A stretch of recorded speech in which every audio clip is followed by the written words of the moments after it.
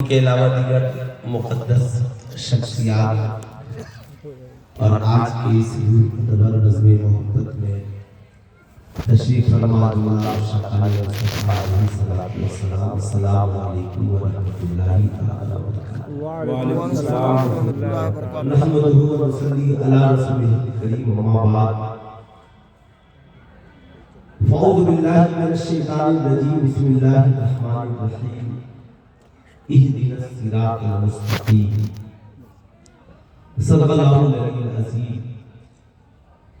جی لگا کر بارگاہ رسالت مآب صلی اللہ علیہ وسلم میں ہدیہ درود و سلام پیش کریں اور آواز بلند کریں. اللہم صلی علی سیدنا شفیعنا حبیبنا مولانا محمد معدن الکرم منبع العلم والحکمت صلو علیہ السلام علیکہ یا رسول اللہ صلو علیہ السلام علیکہ یا حبیب اللہ دائما ابدا ابدا. بے پناہ خوشی ہوئی اس بات کی کہ حضور حاجی شریعت علامہ مفتی عرفان چشتی صاحب قبلہ کی نگرانی میں اس عرس کی تقریب میں جو لوگ تو والی کا پروگرام کرتے تھے انسان سے ان سے ختم کر دیا. ماشاءاللہ سبحان اللہ سبحان اللہ. اصل مسئلہ اسی کا ہے اور انشاءاللہ حضرت تشریف آوری ہوئی اور یہ جلسہ جس میں ہم اور آپ حاضر ہیں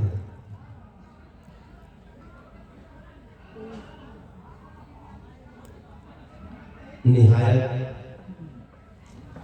کامیابی و کامیابی کے ساتھ اپنی منزل تک پہنچے گا.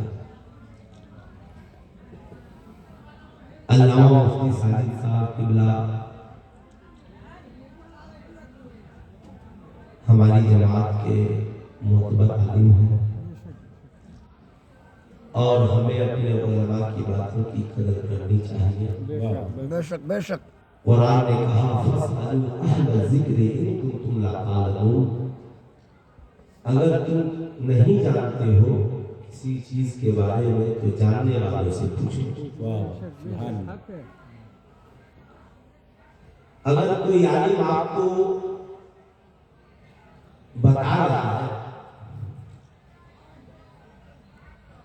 تو آپ کی ذمہ داری ہے آپ اسے قبول کریں اور کسی کے حق بولنے کی وجہ سے آپ اس سے ناراض نہ ہو. اس لیے تو اپنی بات نہیں بولتا ہو تو اللہ رسول کی بات بتا. مجھے یاد ہے کہ ایک بار میں چوکی حسن میں تقریر کر رہا تھا شراب کے خلاف. ایک صاحب میلاد کے بعد میلاد چند کی محفل تھی. اس وقت ہم لوگ میلاد شاہی تھے تو بہت ناراض ہوئے. کہا جب سے آپ یہاں بیٹھے ہیں محفل میں آپ صرف میرے ہی بارے میں تقریر کی. بہت ناراض تھے. ملاقات وغیرہ کیے اور ناراضی کے عالم میں مٹھائی وغیرہ لے کر چلے گئے. پھر میں جب کچھ دنوں بعد گیا ملنے کے لیے آیا تو ماشاءاللہ اس دن تو میں بہت ناراض تھا. میں گھر گیا تو بہت کچھ بولا تو میرے گھر والوں نے بولا کہ حضرت نے کیا برا کہا, اگر آپ کو تکلیف ہے تو چھوڑ دیجیے. کیا بات ہے. تو انہوں نے چھوڑ بھی دیا اور مسجد کے مؤذن بھی بنے. سبحان اللہ سبحان اللہ سبحان اللہ. مسجد کے مؤذن بھی بنے. ماشاءاللہ. آپ کو نہیں پتا ہو سکتا ہے الحمدللہ یہ اتنے بچے آ گئے. آپ لوگ کہاں تھے؟ اتنے بڑے خطیب اتنے بڑے اسکالر علامہ غلام غوث قادری صاحب قبلہ کی تقریر ہوئی. میری غلطی ہے, مجھے کو پہلے آنا چاہیے تھا. کچھ آئے تھے اس کے بعد بھی ماشاءاللہ. تو میرے استاد ایک شعر کہتے ہیں کہ بادو سرور نہ دوستو پیمانہ پیمانے کی بات اور جانتا ہے دوستوں دیوانہ دیوانے کی بات. ماشاءاللہ ماشاءاللہ. کیا بات ہے. ماشاءاللہ.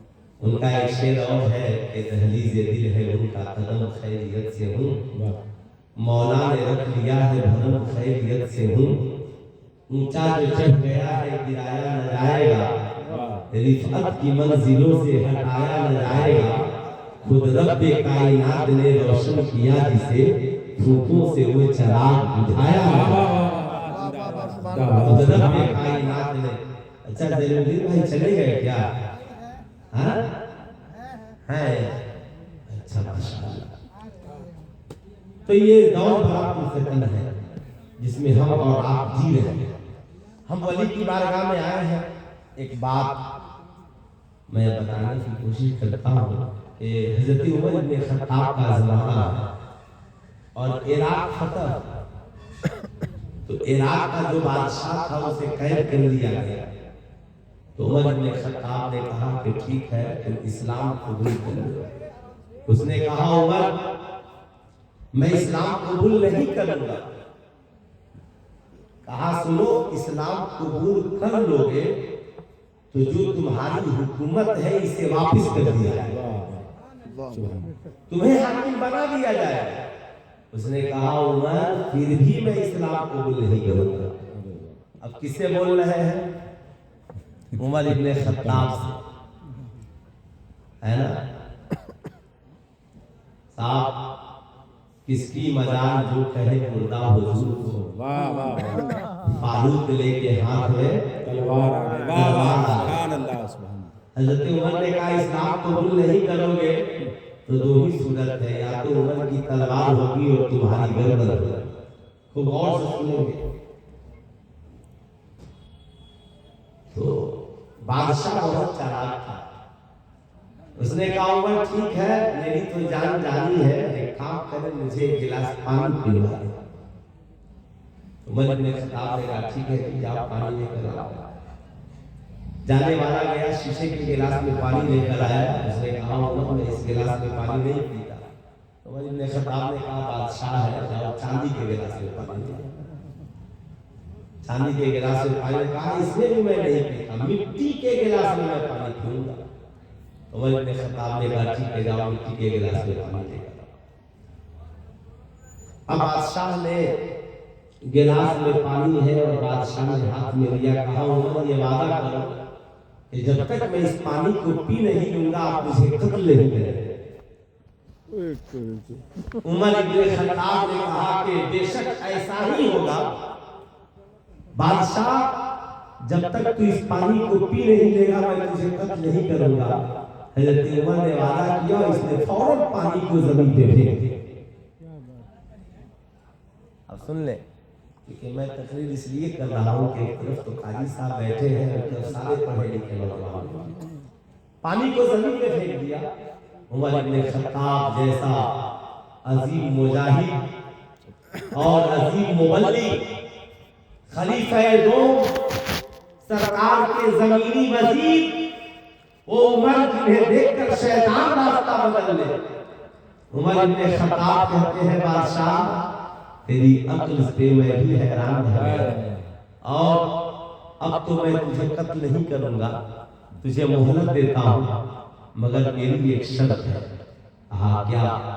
کہا کہ تو نیک بندے کی صحبت میں رہے۔ اور عمر ابن خطاب نے اس وقت کا جو نیک بندہ تھا، عمر نے جسے نیک چنا ہوگا وہ پھر کتنا نیک ہوگا۔ عمر کی نگاہ نے جسے نیک چنا ہو وہ عمر جن کی نگاہ کا یہ عالم کہ مسجد نبی کے ممبر پہ خطبہ دے اور حضرت ساریہ مقام نہاون میں ہو اور ان کی نظر وہاں دیکھ لے، پھر آپ سوچ سکتے ہیں حضرت عمر نے انہیں ایک نیک بندے کی صحبت کو اس بادشاہ کو رکھ دیا۔ آپ رہو اور حضرت عمر مدینہ واپس آئے۔ کچھ دنوں کے بعد کہاں رہنے لگا وہ؟ نیک آدمی کی صحبت میں۔ اب میں ایک ہی بتا رہا ہوں، نیک آدمی کی صحبت میں رہنے لگا، اللہ کے ولی کی صحبت میں رہنے لگا۔ کچھ دنوں کے بعد اس نے عمر بن خطاب سے ملنے کی خواہش ظاہر کی۔ حضرت عمر نے اسے بلوایا اور اس نے کہا کہ عمر مجھے کلمہ پڑھا کر مسلمان بنا دے۔ واہ سبحان اللہ سبحان سبحان اللہ اللہ سبحان اللہ۔ اب یہاں پر دو باتیں یاد رکھیں، نہ ہی وہ حکومت کی لالچ سے ایمان لے آیا، ہاں واہ نہ ہی حضرت عمر کی تلوار کے خوف سے ایمان لے آیا، لیکن ولی کی صحبت میں اسے صحابہ ایمان۔ نعرے تکبیر، نعرے رسالت، عرص مقدس، نعرے تکبیر، سبحان اللہ سبحان اللہ اس زندہ لیے خود بھی نیک بندوں کی صحبت میں بیٹھے ماشاء اور اللہ۔ اپنی اولادوں کو بھی بیٹھے، واہ واہ سبحان اللہ سبحان نیک اللہ۔ لوگوں کی صحبت میں جس دل کو سکون کہاں ملتا، نیک لوگوں کی صحبت میں، واہ واہ نیک لوگوں کی محفلوں میں۔ ہم یہاں کہاں بیٹھے ہیں؟ اللہ کے ایک مقدس نبی کی بارگاہ میں ہم بیٹھے ہیں۔ ماشاء اللہ۔ اب حضرت عمر نے اسے اسلام قبول کرایا اور کہا کہ سنو، عمر آج بھی اپنے وعدے پہ قائم ہے۔ ہاں واہ کیا واہ کہا واہ عمر نے؟ کیا کہا؟ آج بھی اپنے وعدے پر قائم ہے، چلو عراق کی بادشاہت آج بھی تیرے لیے ہے۔ واہ کہا؟ واہ عراق کی بادشاہ تو واہ اسلام قبول کرنے سے پہلے بھی بادشاہ تھا، تو اسلام قبول کرنے کے بعد بھی عمر تجھے بادشاہ بناتا ہے۔ کہا اے عمر، جو مزہ نیک بندوں کی غلامی میں ہے وہ مزہ بادشاہ میں واہ نہیں۔ واہ واہ سبحان اللہ سبحان اللہ واہ واہ واہ زندہ باد زندہ باد واہ واہ زندہ باد حضرت زندہ باد قدس سلطان دا قبلہ نعرہ تکبیر نعرہ اسلام۔ ماشاء اللہ۔ دیکھیے، کبھی کبھی مجھے موقع ملتا ہے تو میں عباس کی بھی خدمت کرتا ہوں۔ ماشاء اللہ۔ خوشی اس سے ہے نا۔ میں تو ٹرین میں ایک دن ڈر گیا، میں بولا کہ تم اوپر سے سب ہٹ جائے تب اترنا، اس لیے کہ سب وی آئی پی لوگ نیچے بیٹھے تھے اور میں اس کی نگرانی کرتا ہوں اور برا ہو گیا ہے نا۔ پھر عباس کا سفر بہت لمبا ہوا ہے، اللہ تعالیٰ اس کو سلامت رکھے۔ آمین آمین۔ تو میں یہ عرض کر رہا ہوں، یہ دنیا کیا ہے؟ آپ سوچیں، ہم اور آپ بچے بوڑھے جوان، ہمیں زندگی میں سکون چاہیے۔ آپ کوئی کام کرتے ہیں، کسی گناہگار بندے سے بھی پوچھئے گا نا کہ تم نے گناہ کیوں کیا، تو کہے گا تھوڑا دل نہیں لگ رہا تھا تو معذر اللہ سکون کے لیے کر دیا۔ لیکن وہاں حقیقی سکون ہے نہیں۔ تھوڑی دیر کے لیے میں پینے والے سے بھی پوچھئے گا تو کہے گا میں خانہ سکون کے لیے چلا گیا تھا مگر سکون ملتا نہیں ہے، اس لیے کہ اللہ نے سکون وہاں رکھا ہی نہیں۔ سکون تو وہاں ہے جس کا ذکر قرآن کرتا ہے، الا بذکر اللہ تطمئن القلوب، دلوں کو سکون تو خدا کی یاد سے ملا کرتا ہے، سبحان اللہ سبحان اللہ سبحان اللہ خدا واہ کی واہ یاد سے ملا کرتا ہے۔ واہ مفتی صاحب کی آج زندہ میں باد مطالعہ کر رہا تھا، چونکہ روزانہ میری عادت ہے کچھ نہ کچھ مطالعہ کرنا ہے نا، اور مولانا غلام غوث صاحب بھی مطالعہ کرتے ہیں۔ مولانا غلام غوث صاحب تو اب چونکہ یہ افسر ہو چکے ہیں، لیکن افسر ہو کر بھی اس لباس کو بحال رکھا ہے، یہ بڑی بات ہے، ورنہ کتنے مولوی صاحب افسر ہونے کے بعد پورا اپنا لباس چینج کر چکے ہیں، اللہ اکبر۔ ہے نا؟ بہت ہاں، تو یہ برقرار رہے، اور چونکہ چیلنجز بھی اس کے لیے بہت ہے۔ تو ایک شخص تھا حضرت بہلول دانا کے زمانے میں، اور لوگوں سے بڑا چیلنج کرتا تھا کہ میرے 3 سوال ہیں اور ایسے سوال ہیں کہ اس کا کوئی جواب نہیں دے سکتا، اللہ۔ ہے نا۔ کتنے سوال؟ 3 سوال 3 سوال، اس کا کوئی جواب نہیں دے سکتا۔ تو بہلول دانا تھے نا، ایک ہی دانا چاہیے مگر بہلول دانا چاہیے، ایک ہی دانا چاہیے مگر بہلول دانا چاہیے۔ ہارون رشید نے پوچھا تھا کہ بہلول یہ بتاؤ، تم ہمیشہ مسکراتے رہتے ہو اور میں بادشاہت لے کر بھی پریشان رہتا ہوں، تو بہلول نے کہا تھا آپ اپنی مرضی سے جینا چاہتے ہیں اور میں تو خدا کی مرضی پہ رہتا ہوں۔ آپ چاہتے ہیں کہ موسم آپ کی مرضی کا ہو، کھانا آپ کی مرضی کا ہو، محفل آپ کی مرضی کا ہو، لباس آپ کی مرضی کا ہو، صبح و سورج آپ کی مرضی سے تاپمان کے ساتھ گھرے، لیکن بہلول کہتا ہے مولا سردی ہے تو تیری طرف سے ہے، امیری ہے تو تیری طرف سے ہے، غریبی ہے تو تیری طرف سے ہے، پھاقا ملا ہے تو تیری طرف سے ملا ہے، اور کھانا نصیب ہے تو یہ بھی تیری طرف سے۔ سبحان اللہ سبحان جس اللہ میں راضی ہے بہلول بھی اس میں راضی ہے۔ आजकल देखिएगा लोगों को आजमाने की बात चली है। लोगों को देखते हैं अच्छा बहुत बड़े नमाजी है तो मैं बोलता हूँ जरा दुआ कर दीजिएगा।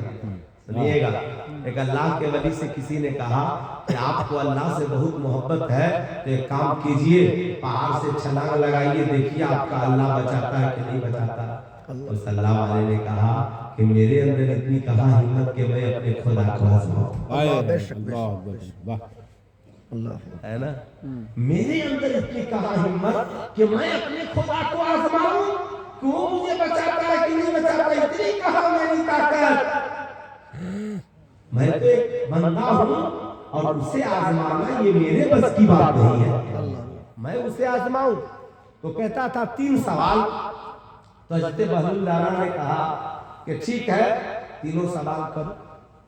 कहा बहलुल लाना खुदा है? कहा है। कहा दिखता क्यों नहीं? दिखता क्यों नहीं? वाह, दिखता क्यों नहीं? फिर उसने कहा कि अच्छा ये बताओ, दूसरा सवाल ये है कि अगर बुरा काम सब शैतान के तरफ से होता है तो सजा इंसान को क्यों मिलती है? सजा इंसान को क्यों मिलती है? और शैतान जब आग से बना है तो फिर उसे जहन्नम में डालने से क्या फायदा? कितने सवाल हुए? 3। नंबर 1, खुदा है तो दिखता क्यों नहीं? अगर कोई बुरा काम शैतान के तरफ से है तो फिर इंसान को सजा क्यों? और तीसरा सवाल है ना, तीसरा सवाल क्या था माशफाक साहब? कि जिन्नात को आग से हाँ, कि जिन्नात और शैतान को जब आग से बनाया गया तो फिर उसे आग में डालने से क्या फायदा? है ना। तो हज़रत बहलुल दाना ने एक मिट्टी का सख्त ढेला उठाया और उसके सर पे जोर से मारा। क्या किया?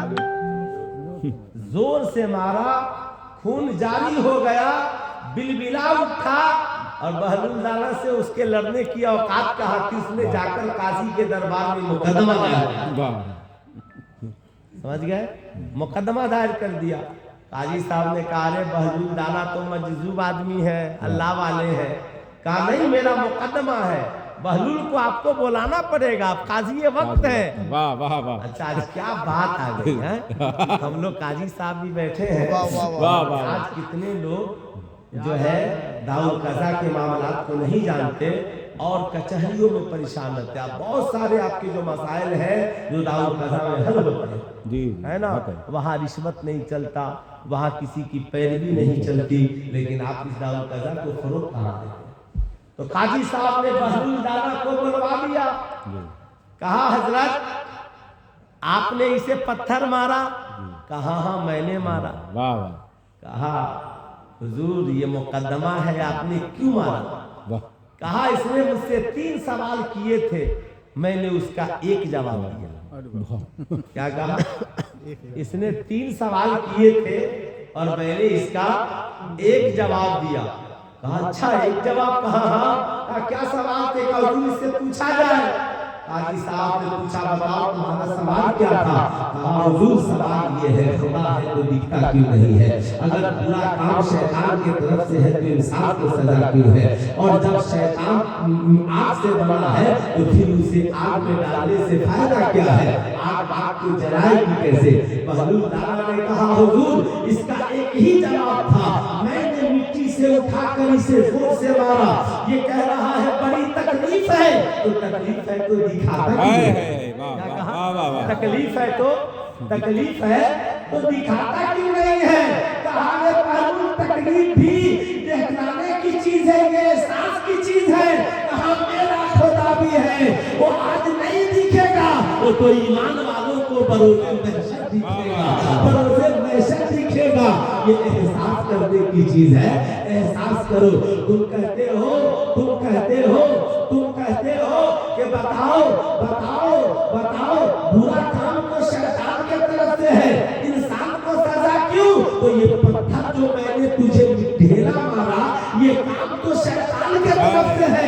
मुकदमा बहलुल पे, मुकदमा بہلول مقدمہ بہلول پہ ہے، کیوں؟ کیا بات ہے۔ بہلول پہ کیوں؟ اور بتا تو بھی مٹی سے بنا ہے اور میں نے مٹی سے تجھے مارا ہے، تو جب مٹی سے مٹی کو چوٹ لگ سکتی ہے تو آگ سے بھی آگ کو تکلیف ہو سکتی ہے۔